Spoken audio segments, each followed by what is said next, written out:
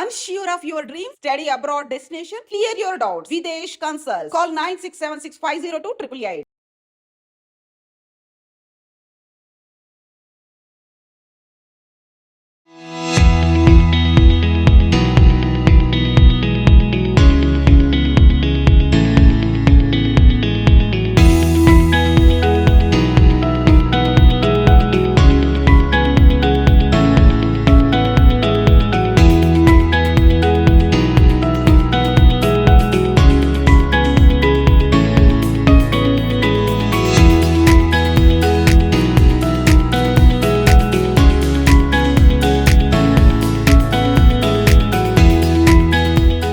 నమస్తే, welcome to iDream media. నేను మీ ప్రశాంత్. నా బ్యాక్ సైడ్ మీకు ఒక వార్ ఫ్లైట్ కనిపిస్తుంది కదా, అది TU-142 వార్ ఫ్లైట్. ఇది దేశ రక్షణ వ్యవస్థలో 29 సంవత్సరాల పాటు తన యొక్క సేవలు అందించింది ఈ యొక్క TU-142 వార్ ఫ్లైట్. ఇప్పుడైతే మాత్రం ఇది విశాఖలో ఒక మ్యూజియంగా కూడా ఏర్పాటు చేశారు. ఇదైతే సమ్మర్ సీజన్ కావడంతో ఎంతోమంది టూరిస్టులు అయితే ఈ యొక్క వార్ ఫ్లైట్కి రావడం అయితే జరుగుతుంది. సో అసలు వార్ ఫ్లైట్ లోపల ఎలాగుంటుంది, లోపల సోల్జర్స్ ఎలాంటి జాగ్రత్తలు తీసుకుంటారు, దేశాన్ని ఎలాంటి రక్షిస్తారు అనే విషయాలు అయితే మాత్రం ఈ వార్ ఫ్లైట్ మ్యూజియంలో అయితే చాలా భద్రపరచడం అయితే జరిగింది. సో ఒకసారి కూడా మనం ఈ వీడియోలో చూద్దాం. ఇక్కడైతే దీనికి సంబంధించి క్యూరేటర్ గారు కూడా ఉన్నారు. ఈ యొక్క వార్ ఫ్లైట్కి సంబంధించి మరిన్ని విశేషాలు అయితే మాత్రం ఆయన తెలుసుకొని అయితే మనం మాట్లాడదాం. నాతో పాటు మీరు వచ్చేయండి.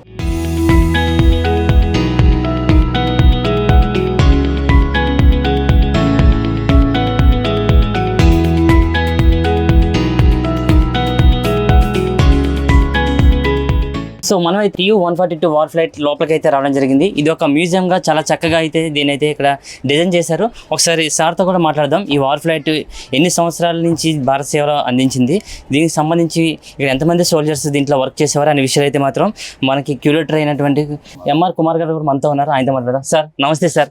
ఒకసారి కాల్ చేసిన వెంటనే చాలా క్విక్గా రెస్పాండ్ అయ్యారు. నమస్తే సార్. అసలు TU-142 వార్ ఫ్లైట్ ఎప్పుడు మనకి దేశానికి రక్షణ వ్యవస్థకి అందుబాటులో వచ్చింది, దీని యొక్క పనితనం ఎలా ఉంటుంది సార్? ఇది TU-142 ఎయిర్క్రాఫ్ట్ మనకు 1988లో రావటం జరిగింది. 1988లో వచ్చిన తర్వాత 2 ఎయిర్క్రాఫ్ట్లతో వచ్చిన తర్వాత నెక్స్ట్ 6 ఎయిర్క్రాఫ్ట్స్ మొత్తం 8 ఎయిర్క్రాఫ్ట్లు 1992లో INS Rajali అరకోణంలో near to Chennai అక్కడ ఆల్బర్టో స్క్వాడ్రన్ అంటే INS 312 ఈ స్క్వాడ్రన్ స్థాపించడం జరిగింది. అక్కడ నుంచి డైలీ ఆపరేషన్స్కి ఈ ఎయిర్క్రాఫ్ట్ వెళ్ళడం జరుగుతుంది అనమాట.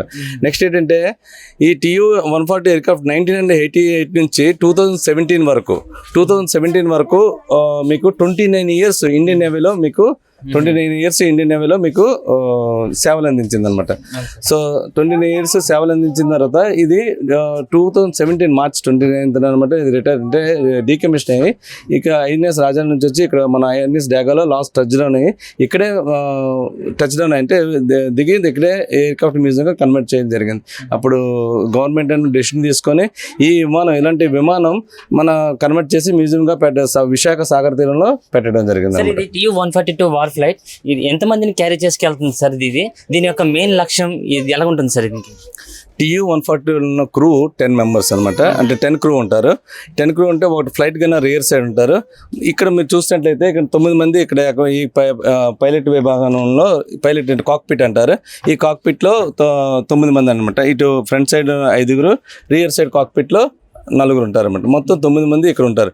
అంటే ఈ 9 మంది అంటే pilot, co-pilot, senior observer, flight signaller, flight engineer, sonar operator, senior navigator, టాకో కమ్యూనికేటర్, 9 మంది ఇక్కడే ఉంటారనమాట.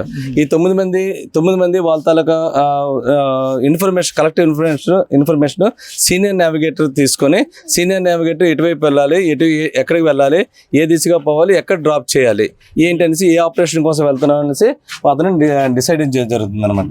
ఇది ఎలక్ట్రానిక్ కంపార్ట్మెంట్. ఇక్కడ ఆటోమేటిక్ ఫ్లైట్ కంట్రోల్ సిస్టమ్స్ అన్ని ఎలక్ట్రానిక్ కాంపోనెంట్స్ అన్ని ఇక్కడ ఉంటాయి. అంటే ఇదన్నీ కన్సీల్డ్ కంపార్ట్మెంట్స్, అంటే సీల్డ్ కంపార్ట్మెంట్స్.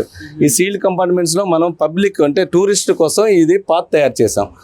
ఎక్విప్మెంట్ అంతా రిమూవ్ చేసి ఈ యుద్ధ విమానాన్ని ఇలా తయారు చేసి మ్యూజియంగా కన్వర్ట్ చేయడం జరిగింది అనమాట.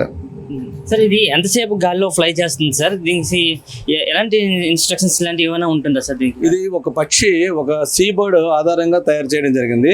సీబర్డ్ ఆల్బర్ట్రోజ్ పేరు. అది గాలిలో 16 గంటల 45 నిమిషాలు ఫ్లై చేస్తుంది.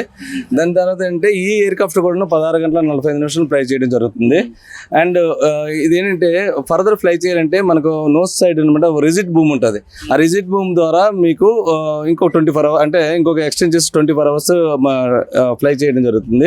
ఈ ఎయిర్క్రాఫ్ట్ ఏంటంటే గాలిలో అన్ని 4 ఇంజిన్స్ షట్ డౌన్ చేస్తే 1 గంట వరకు గైడింగ్ కూడా చేయగలం. సో కెపాసిటీ ఉందన్నమాట. ఇది ఇక్కడ ప్లాన్ బి 150 ఉంది సార్. ఏం సార్ అది అసలు? ఇది యాక్చువల్గా కార్గో కంపార్ట్మెంట్, అమ్యునిషన్ కంపార్ట్మెంట్ అనమాట. ఈ కార్గో కంపార్ట్మెంట్ ఏంటంటే మనకి PLA ప్లామ్ బాంబ్స్ ఉంటాయి. ఇది ఫ్రీ ఫాల్ బాంబ్స్ అనమాట. అంటే డైరెక్ట్గా మనకి డ్రాప్ చేసుకొని ఇది మనకి సర్ఫేస్ ఆఫ్ సబ్మెరైన్స్కి ఆబ్జెక్ట్స్ని మనకి డిస్ట్రాయ్ చేయొచ్చు. ఆల్సో సముద్రం ఉన్నవన్నీ కూడా డిస్ట్రాయ్ చేయదు. ఫ్రీ ఫాల్ అనమాట. మనకి గైడెడ్ కాదు. గైడెడ్ అనేది APR 2 మిజైల్స్ కూడా ఉంటాయి. ఇందులో సోనోబాయ్స్ కూడా పెట్టుకోవచ్చు. సోనోబాయ్స్ ద్వారా కూడా సోనోబాయ్స్ యాక్చువల్గా మనకి సబ్మెరైన్స్ కి డిటెక్ట్ చేయడానికి వాడతారు. సముద్రంలో గర్భంలో దాగున్న సబ్మెరైన్స్ టార్గెట్ చేస్తుంది సార్. ఇది టార్గెట్ అంటే సోనోబాయ్స్ ద్వారా కనుక్కుంటుంది ఎక్కడ ప్లాట్ చేసే సబ్మెరైన్స్ ఉన్నాయని కనుక్కొని హెడ్ క్వార్టర్స్ కి చెప్పడం జరుగుతుంది. ఇవన్నీ sonobuoys, passive sonobuoys and active sonobuoys, semi active sonobuoys అని 3 రకాలుగా ఉంటాయి. సోనోబాయ్స్ డ్రాప్ అయిన వెంబడే అది విత్ బ్యాంగ్ అనమాట 3 పార్ట్లుగా విడిపోయి 30 మీటర్ డెప్త్ వెళ్ళిన తర్వాత అది సౌండ్ వేసి నీటిలో వదులుతుంది. అది వెళ్ళి ఆబ్జెక్ట్ తగులుతుంది. అది సోనోబాయ్ అవని, ఫిష్ అవని, రాక్ అవని, లేకపోతే నెక్స్ట్ ఎనీథింగ్ స్మాల్ బోట్ అవని ఆ ఇన్ఫర్మేషన్ ప్రొసెస్ చేసి రేడియో సిగ్నల్ ద్వారా ఎయిర్క్రాఫ్ట్కి పంపించడం జరుగుతుంది అనమాట. సో ఇది ఆస్ట్రో నావిగేషన్ సిస్టమ్ అంటే మనకి ఏదైనా కంపాస్ సిస్టంలో ప్రాబ్లమ్స్ వచ్చినా, ఎర్రర్స్ వచ్చినా సరే ఆస్ట్రో నావిగేషన్ సిస్టమ్ ఏంటంటే ఇది మన 7 స్టార్ కన్సలేషన్ 7 స్టార్స్ ఉంటాయి. ఆ 7 స్టార్స్ ద్వారా మనకి రీడ్ చేసి మనం ఎంత దూరం ఉన్నా సరే మన ల్యాండ్కి అంటే మన మన బ్యాక్ టు మన ఎండ్ వచ్చేవచ్చు అనమాట. మన ల్యాండ్కి తిరిగి సేఫ్గా రావచ్చు అనమాట. అంటే in case of compass system fails అది అందుకు ఉపయోగపడుతుంది అనమాట. సార్ ఇది ఇప్పుడు మీరు చెప్పారు అంటే ఒక పక్షిని చూసి మేము ఇది తయారు చేసి దేశ రక్షణ వ్యవస్థలోకి పెట్టారు అంటారు. సో దీన్ని దేశానికి రక్షించినంతగా కూడా శత్రువుల గుండెల్లో ఒక వణుకు పుట్టించిందని అనుకోవచ్చా సార్?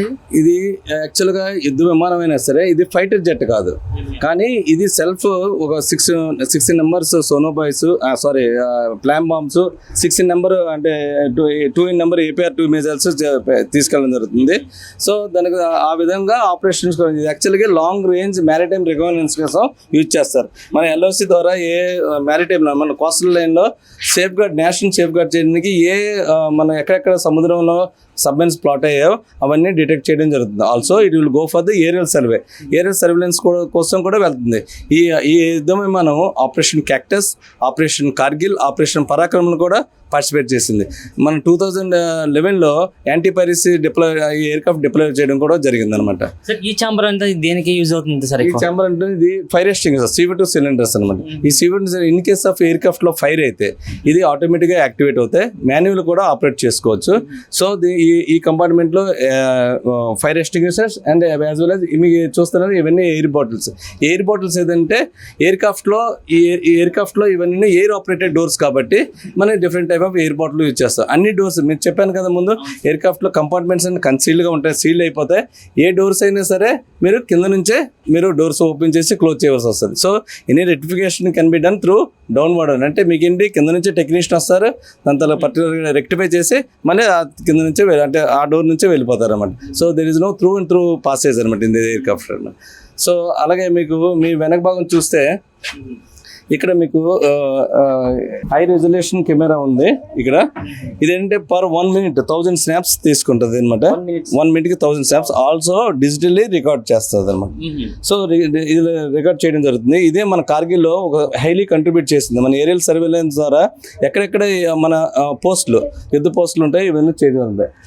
ఇది ఆక్సిజన్ ట్యాంక్స్ ఇవన్నీ మనకి లిక్విఫైడ్ ఆక్సిజన్ ట్యాంక్స్ క్యారీ చేస్తారు. ఈ ట్యాంక్ 3.5 kgsలో ఆక్సిజన్ క్యారీ చేసి ఎందుకు చేస్తారంటే ఎయిర్క్రాఫ్ట్ హై ఆల్టిట్యూడ్ ఫ్లై చేసినప్పుడు ఆక్సిజన్ లెవెల్స్ తక్కువ అయినప్పుడు సో ఈ ట్యాంక్స్ ద్వారా క్రూ మెంబర్కి ఇనఫ్ ఆక్సిజన్ సప్లై చేస్తుంది. సో ఆటోమేటిక్గా హై ఆల్టిట్యూడ్కి అయినప్పుడు ఆటోమేటిక్గా ఆన్ అవుతాయి, లేదా మాన్యువల్ కూడా ఆక్సిజన్ లెవెల్ తక్కువ ఉంటే పైలట్ ఆపరేట్ చేసుకోవచ్చు అండి. ఆక్సిజన్ ఎంత ఫీట్ల వరకు కూడా ఇది ఎగురుతుంది sir?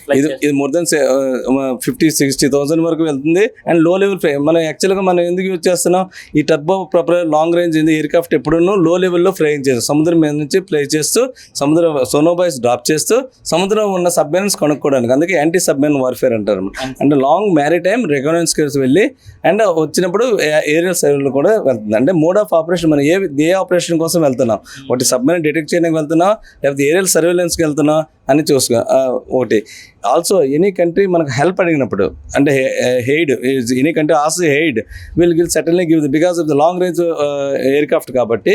So it's going for the certainly to deploy the aid కోసం డిప్లాయ్ చేస్తారు. నెక్స్ట్ ఆ రియర్ సైడ్ కంపార్ట్మెంట్ చూసారా, అందులో ఫ్లైట్ గన్నర్ మీకు 9 మంది క్రూ ముందు కూర్చుంటారు, 1 క్రూ ఫ్లైట్ గన్నర్ రియర్ కూర్చుంటారు. అతను అతను ఒక్కడే అక్కడ 12 గంటలు కూర్చోవస్తుంది. ఎందుకంటే మన ఇండియాలో ఈ aircraft minimum flying hours is 11 hours 45 minutes and maximum is 14 hours 45 minutes మనం ఫ్లై చేస్తుంది అనమాట. సో ఈ 11 hours ఆ ఫ్లైట్ గన్నర్ ఒక్కరే అతను కూర్చోవాలి. And also every 3 minutes he has to ping to pilot. Otherwise ఏంటనుకుంటారు, పైలట్ అతను పడుకునే అంటే స్లీపింగ్ మోడ్లోకి వెళ్ళిపోవాలి, లేకపోతే అన్కాన్షియస్ అయిపోవాలి. సో అందుకోసం అనమాట every 3 minutes he has to ping to pilot. And also flight gunner ఏంటంటే వెనక నుంచి మనకి డిఫెండ్ చేయడానికి, ఏదైనా సరే మన అటాక్ వచ్చినా సరే మన యాంటీ పైరసీ డ్యూటీస్కి వెళ్ళినప్పుడు మన హైజాకర్స్కి అనమాట రియర్ సైడ్ గన్ నుంచి అంటే 23mm heavy machine guns double barrel gun వెనకతలు ఉంటుంది. సో అతను అక్కడ నుంచి ఆపరేట్ చేసి యాంటీ పైరసీ హైజాకర్స్ అంటే ఎవరైతే సముద్ర దొంగలు అంటారు కదా వాళ్ళని షూట్ చేయడానికి అతను ఉపయోగపడతారు. అతను ఈ 11 hours అతను ఓన్ ఫుడ్, అతను ఓన్ వాటర్ బాటిల్, అతను ఓన్ యూరిన్ బాటిల్ అతనే క్యారీ చేసుకోవాల్సి వస్తుంది. That is toughest job in this aircraft అనమాట. ఈ క్రూ అంతా అనమాట ఈ 11 hours అనమాట విత్ ద ఎంటైర్ వాళ్ళ తరగ స్ట్రెంత్ అంతా వాళ్ళ ఎవ్రీ టైం అనమాట కంటిన్యూస్ మానిటరింగ్లో ఉంటారు, కంటిన్యూస్లో వాళ్ళ తరగ స్పాట్ రికగ్నైజేషన్లో ఉంటారు, వాళ్ళ సర్విలెన్స్లో ఉంటారు, వాళ్ళ రీడింగ్స్లో ఉంటారు, వాళ్ళంతా ఎక్కడ మీరు యాంపైర్ అవ్వాలన్నమాట.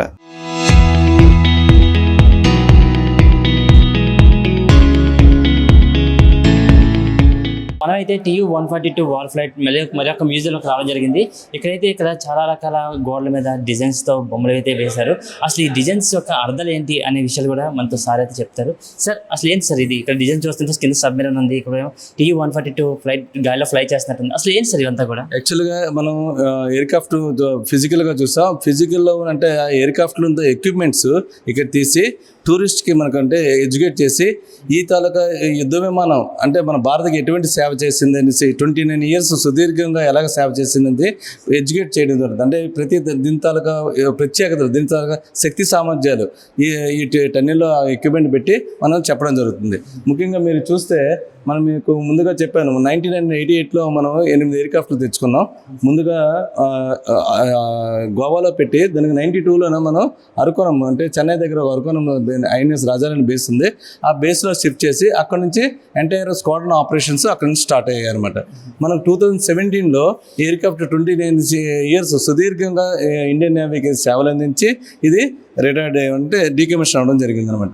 దాని తర్వాత ఇది మ్యూజియంగా కన్వర్ట్ అయ్యి విశాఖ సాగర్ తీరంలో మ్యూజియంగా కన్వర్ట్ చేయడం జరిగింది. మీరు చూస్తే ఎయిర్క్రాఫ్ట్ మీకు ఇది యాక్చువల్గా anti submarine warfare also aerial surveillance కూడా వెళ్తుంది అనమాట. అంటే maritime reconnaissance and aerial surveillance కూడా చేస్తుంది అనమాట.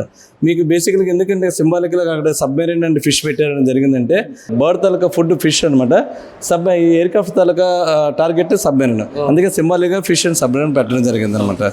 సో మీకు మనం ఇప్పుడు సెకండ్ దీనికి వెళ్దాం. ఇది ఈ టన్నెల్ హెరిటేజ్ జోన్ అనమాట. ఈ అంటే దీంతో హెరిటేజ్ అంటే ఈ ఎయిర్క్రాఫ్ట్ తాలూకు సంబంధించిన వివరాలను ఇందులో చెప్పడం జరిగింది అనమాట. సో ఇతని పేరు ఆండ్రూ టెప్లెవ్. ఇతను రష్యన్ సైంటిస్ట్ అనమాట, ఆల్సో ఆర్మీ ఆఫీసర్. సో ఇతను ఏరోనాటికల్ ఆఫీసర్ అనమాట.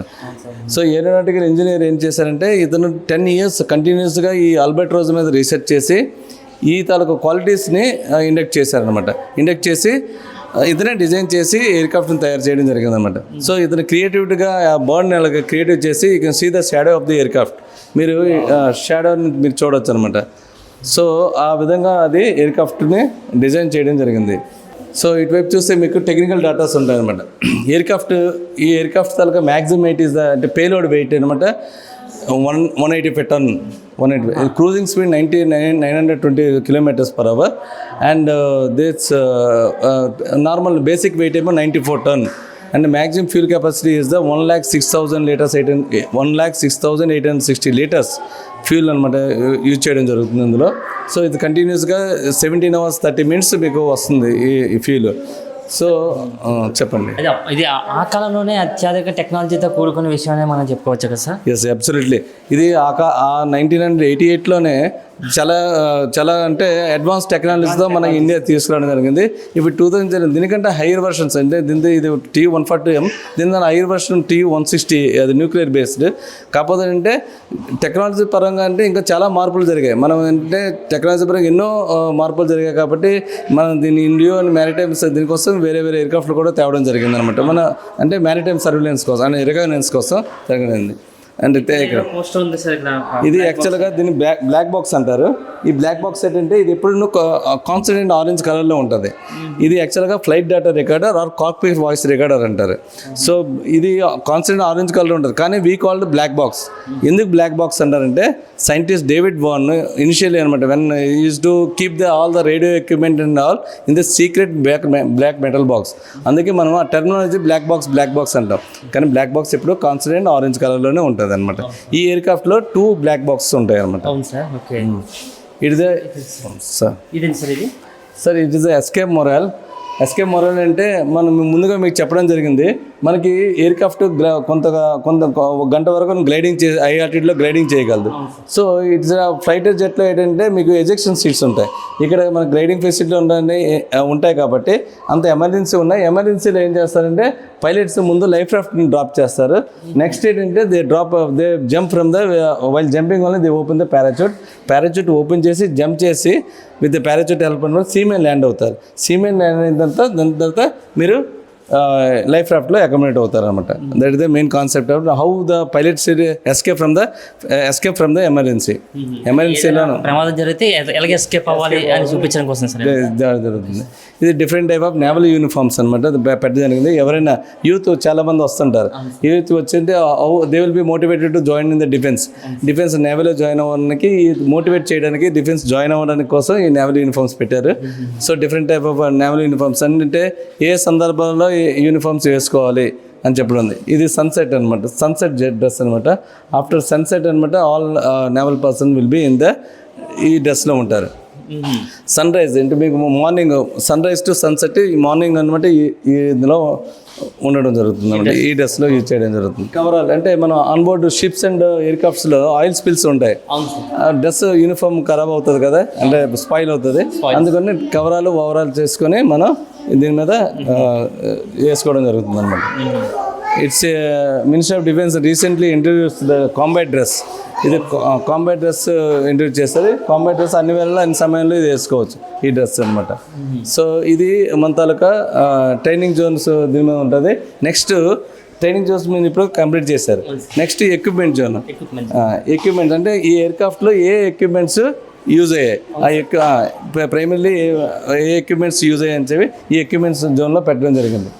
మీరు చూస్తున్నట్టయితే ఇవన్నీ sonobuoys, passive sonobuoys, semi active sonobuoys and active sonobuoys. ఈ ఎక్స్పీరియన్స్. సో ఈ సోనోబాయ్స్ 3 రకాలుగా సోనోబాయ్స్ ఉంటాయి. ఈ సోనోబాయ్స్ మీరు అడిగిన కన్నా sonobuoys to detect the submarines under వాటర్లో సబ్మెరైన్ డిటెక్ట్ చేస్తాయి.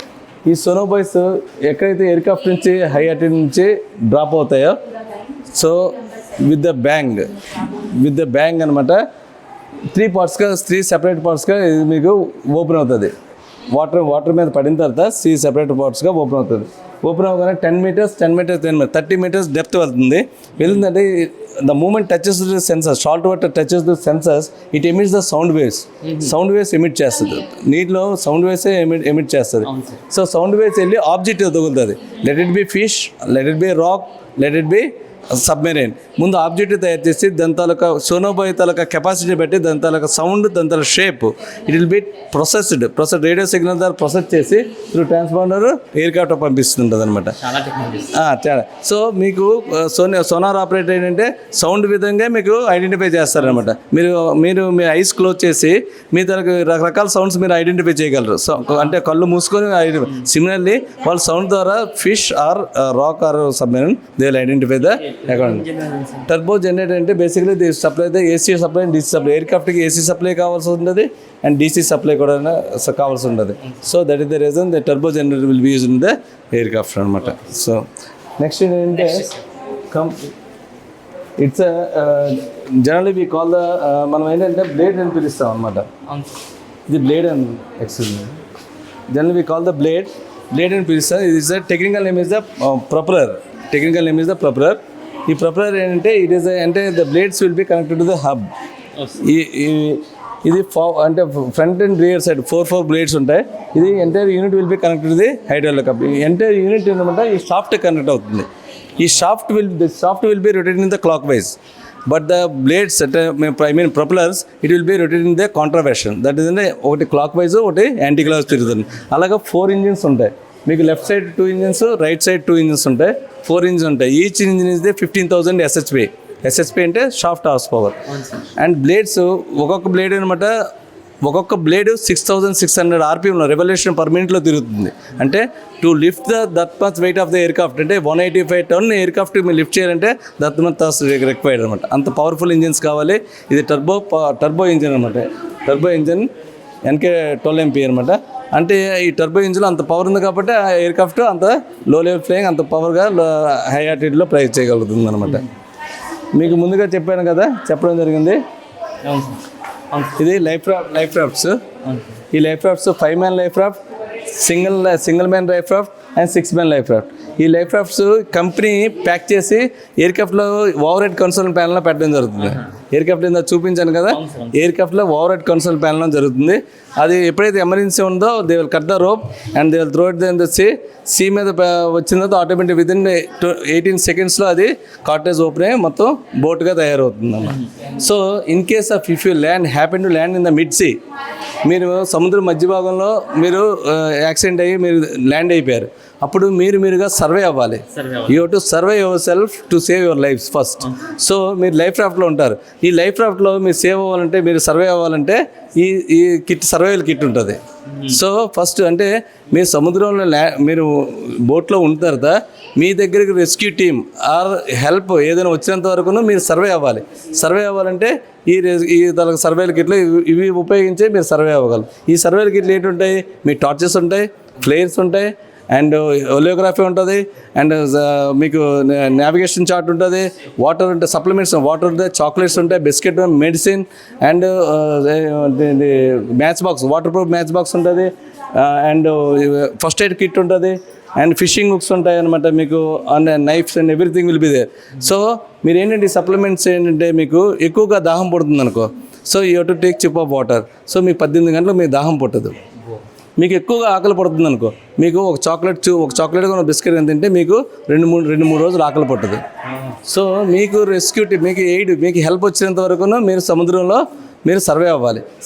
మీకు ఇవన్నీ ఉంటాయి. ఇవన్నీ మీకు ఒకసారి పంక్చర్ అయిపోయింది అనుకో మన లైఫ్ క్రాఫ్ట్కి, మీకు రిపేరింగ్ కిట్ కూడా ఉంటుంది. So with air bottle you can fill it up you can అందులో ఉండొచ్చు. ఇంకా ఫర్దర్ మీకు అన్నీ అయిపోయాయి. మీకు ఫిషింగ్ హుక్స్ ఉంటాయి. మీరు ఫిష్ క్యాచ్ చేసుకొని రా ఫిష్ తినవలసి వస్తుంది. సో ఈ సర్వైవల్ అంతలో మీకు హెల్ప్ అంటే మీకు శాటిలైట్ ట్రాన్స్మిటర్స్ ఉంటాయి అనమాట. శాటిలైట్ ట్రాన్స్మిటర్ ద్వారా మీరు కమ్యూనికేట్ చేసుకోవచ్చు. సో ఇంత తాలూకా ఇవన్నీ ఉంటాయి.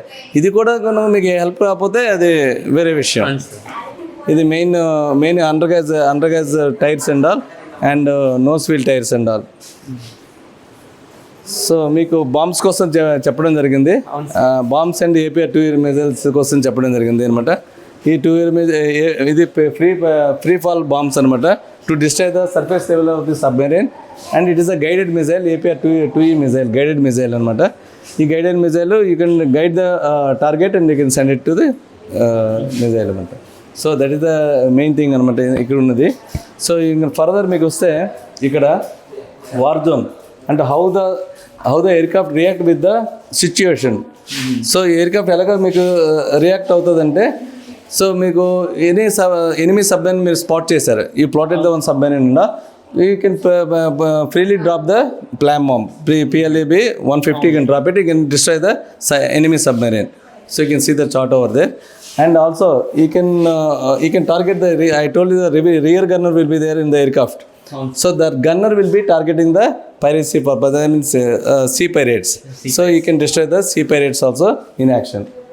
So and next is this is the awards and our zones and she is the Switzerland lady. She's the Switzerland NM Maddie Morris. And మనం ఏంటంటే పిలుచుకుంటుంటే సావిత్రి అని పిలుచుకుంటాం. ఎందుకంటే ఈవిడ ఒక మేజర్ జనరల్ రంజిత్ కాన్కర్కి సాబ్కి మ్యారేజ్ చేసుకున్నారు, ఆర్మీ ఆఫీసర్ మ్యారేజ్ చేసుకున్నారు ఈవిడికి. ఎందుకు 1954లో ఈవిడికి government of India given a task to design all the సేవా మెడల్స్. మనం ట్రైఫర్స్లో సేవా మెడల్స్ డిస్ట్రిక్ట్ సర్వీస్ కోసం, నెక్స్ట్ వాళ్ళ కరేజ్ కోసం వాళ్ళు మెడల్స్ ఇస్తారు కదా, ఈ మెడల్స్ ఈవిడే డిజైన్ చేసింది అనమాట. ఎందుకు డిజైన్ చేసిందంటే ఈవిడికి ఇండియన్ కల్చర్ కోసం, ఇండియన్ మిథాలజీ కోసం, సాంస్క్రిట్ మీద, వేదాస్ మీద అంత నాలెడ్జ్ ఉంది. So government of India has given the task to design all the medals. ఈ pickup any medal that represent Indian culture only. That is the greatness of this lady. Okay, come. ఇది last commanding officer INS రాజాలు అక్కడే decommission అయింది కదా, so అక్కడ వాళ్ళు gift ఇచ్చారనమాట దానికోసం. అండ్ లాస్ట్ రూమ్ ఏంటంటే, ఈ కారిడార్లో లాస్ట్ రూమ్ ఏంటంటే, that is the 3D view of this one and all. What are the photos you have placed in all and Tu-140 aircraft squadrons and all, how they working and all. So all the photos by the INS Rajali photos in India, they have been on retirement, the 29 year service given to the Navy. That photo also placed in all, but they kept in that 3D view. They put in the photo spot. If someone is come and stand and taking the photos, all that will be in the 3D view. So and during the decommission, during the converting the museum, the aircraft touchdown at INS Raga విశాఖపట్నంలో touchdown అయింది. అక్కడే water salute ఇచ్చి ఈ ఎయిర్క్రాఫ్ట్ని last crew of the aircraft, ఈ aircraft ఆ crew మెంబర్సే fly చేసుకొని INS రాజా నుంచి విశాఖపట్నం రావడం జరిగింది. ఆ టైంలో అప్పుడు chief minister of Nara Chandrababu Naidu, today also ఇది chief minister of Andhra Pradesh, civil aviation minister Ashok Gajapathi Raju గారు, and chief of the naval staff of vice admiral HL బిస్టర్ తోటి క్రూ మెంబర్తో కలెక్టర్ ప్రవీణ్ కుమార్ గారితో ఫోటో అనమాట. ఈ ఫోటో ఇది టచ్ డౌన్ అయినప్పుడు అదేంటంటే ఆ ఫొటోస్ అన్ని ఈ మ్యూజియం ఇనాగ్రేట్ 2017 ఏప్రిల్లో మ్యూజియంగా ఇనాగ్రేట్ చేశారు ఫార్మర్ రాష్ట్రపతి రామ్నాథ్ కోవింద్ సాబ్. సో ఈ has inaugurated this museum. So ఈ మ్యూజియం అలా పెట్టడం జరిగింది. ఈ మ్యూజియంలో రోజుకి 3,000 నుంచి 4,000 మంది విజిటర్స్ వచ్చి డిఫరెంట్ స్టేట్ నుంచి, అంటే west Bengal, Chhattisgarh, Orissa and Tamil Nadu, Kerala, different states నుంచి ఈ మ్యూజియం చూడడానికి రావడం జరుగుతుంది. ఇది టూరిస్టులు అంటే వైజాగ్లో ఇది ఒక ఐకానిక్గా మారిపోయింది. Tu-140 మ్యూజియం అంటే ఇది ఐకానిక్ స్పాట్గా మారింది. అంత ఈ యుద్ధ విమానం తాలూకా విశేషాలు, శక్తి సంబంధం తెలుసుకోవడానికి ప్రజలు చాలా క్యూరియాసిటీగా ఉన్నారు. టూరిస్టులకి ఇది వినోదాన్ని అందిస్తుంది, మరోపక్క ఎడ్యుకేషన్ కూడా అందిస్తుంది అంటారా సార్? Yes, exactly. ఒకవైపు వినోదాన్ని అందిస్తుంది, ఒకవైపు ఎడ్యుకేట్ కూడా చేస్తుంది. అంటే మన నేషన్ని సేఫ్ గార్డ్ చేయడానికి ఇండియన్ నేవీ ఇంత శక్తి సామర్థ్యంతో ఎయిర్క్రాఫ్ట్, ఇంత బిగ్గెస్ట్ ఎయిర్క్రాఫ్ట్. ఎందుకంటే Tu-140 ఎయిర్క్రాఫ్ట్ ఇది టర్బో ప్రొపల్లర్లో బిగ్గెస్ట్ ఎయిర్క్రాఫ్ట్, లార్జర్ ఎయిర్క్రాఫ్ట్. ఇంత ఎయిర్క్రాఫ్ట్ మనం యూజ్ చేసి మన ఇండియన్ నేవీలో యూజ్ చేయడం అనేది ఇట్స్ ఎ గ్రేట్ థింగ్. ఇది అంటే టూరిస్ట్ హబ్గా మారిపోయింది అనమాట మన Vizag the kind of city they always maintain the living museums only. So Vizag కోసం అనమాట ఈ Tu-140 ఎయిర్క్రాఫ్ట్ అనేది ఒక ఐకానిక్ అనమాట అందండి. సో అందుకే ప్రజలు కూడా అంత క్యూరియాసిటీతో చూడదు. అంటే ఎయిర్క్రాఫ్ట్ ఎలా ఉంటుంది అంటే అక్కడ పోయి అంటే యుద్ధంలో కానీ ఆ స్క్వాడ్రన్స్కి వెళ్ళి ఎలాగా చూడలేరు ప్రజలు. రిటైర్ అయిందంటే డీకమిషన్ వచ్చిన తర్వాత దీని ద్వారా శక్తి సామర్థ్యాలు ఏంటి, ఎలా పనిచేసింది అని ఎడ్యుకేటించడం జరుగుతుంది. ఆల్సో ఇది యూత్కి చాలా ఉపయోగపడుతుంది. ఇంజనీర్స్ కానీ నేను కూడా డిఫెన్స్లోకి వెళ్ళి నేను సేవలు ఎలాగ అందించాలనేసి వాళ్ళకి ఉపయోగపడుతుంది. Thank you sir. Thank you so much.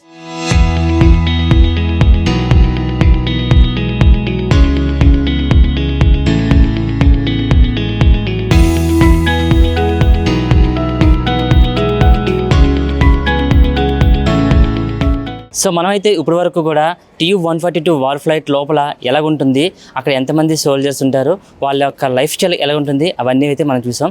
So ఈ చెప్పినంత సేపు కూడా సార్ అయితే ఒక బర్డ్ని చూసి మనం దీన్ని తయారు చేయడం అయితే జరిగిందని చెప్తున్నారు. అసలు ఆ బర్డ్ ఏంటి, అది ఎలా ఉంటుంది అనే విషయాలు అయితే మనం ఇప్పుడు ఫర్దర్గా తెలుసుకుందాం. సార్ కూడా ఇప్పుడు మనతోనే ఉన్నారు. సార్ చెప్పండి సార్, TU-142 ఒక బర్డ్ని చూసి దీన్ని తయారు చేశారని చెప్తున్నారు సార్. ఆ బర్డ్ అసలు ఏంటి సార్, ఫర్దర్ ఇన్ఫర్మేషన్ ఏంటి సార్? ఈ TU-142 ఎయిర్క్రాఫ్ట్ ఇది యాక్చువల్గా నేను TU-142 aircraft museum entrance gate దగ్గర ఉన్నారు. ఈ TU-142 ఎయిర్క్రాఫ్ట్ అంటే ఈ ఎయిర్క్రాఫ్ట్ ఈ బర్డ్ పేరు అల్బర్ట్రోజ్. ఈ అల్బర్ట్రోజ్ తరగతి జీవిత విధానం ఏంటంటే ఇది కంటిన్యూస్గా గాల్లో 16 గంటల 45 నిమిషాలు ఎగరగలుగుతుంది. అండ్ ఆల్సో ఎగురుతూ ఇది గ్లైడ్ చేస్తూ పడుకోవడం జరుగుతుంది అనమాట. దీని గాలిలోనే పడుకుంటుంది. సో దీని జీవిత విధానం అదే అనమాట. గాలిలో ఎగురుతుంటుంది, పడుకుంటుంది. అంటే లాంగ్ ఫ్లయింగ్ అవర్స్, అంటే ఎక్కువగా 16 గంటల 45 నిమిషాలు అంటే చాలా ఎక్కువ. ఒకటే ఇది అనుకుంటే ఒక 10,000 కిలోమీటర్లు ఒకే స్ట్రెచ్లో వెళ్ళిపోతుంది అనమాట. సో ఈ తాలూకా క్వాలిటీస్ ద సైంటిస్ట్, అంటే ఆ సైంటిస్ట్ పేరు యాండ్రూ టుప్లెవ్. అందుకే TU అంటే టప్లెవ్ 140 is the mark of the aircraft. ఈ 142 ఎయిర్క్రాఫ్ట్ ద్వారా డిజైన్ చేయడం యాండ్రూ టప్లెవ్ చేశారు. మీ యాండ్రూ టప్లెవ్ సైంటిస్ట్ కోసం మీకు టన్నెల్లో చెప్పడం జరుగుతుంది. సో ఈ బర్డ్ తాలూకా క్వాలిటీస్ ఒకటి long flying hours and while gliding only it sleeps in the air. So ఈ రెండు క్వాలిటీస్ను ఆ ఎయిర్క్రాఫ్ట్లో ఇండెక్ట్ చేయడం జరిగిందనమాట. ఫర్దర్ మీకు టన్నెల్లో ఎక్స్ప్లెయిన్ చేస్తాను. Okay sir. నిజంగా ప్రస్తుతం ఉన్నటువంటి సమాజం దేనికి ప్రయారిటీ ఇస్తుంది? ఆర్థిక సంబంధాల చుట్టూ మాత్రమే తిరుగుతోంది. మళ్ళీ ఎన్నికలంగానే చాలా విరక్తి కలుగుతాను. మంచి అనిపిస్తుంది కదా, లేడీస్ కూడా ఛాలెంజింగ్ జాబ్స్ చేసినప్పుడు చాలా బాగుంటది. ట్రాఫిక్ అసిస్టెంట్స్ గా నియమించిన ట్రాన్స్జెండర్స్ అందరితో సాల్యూట్ చేయించుకుంటున్నారు. ఫుడ్ డెలివరీ ఇవ్వటానికి వెళ్ళినటువంటి డెలివరీ బాయ్ అనిల్ పై కళ్ళ ముందు పెళ్ళండి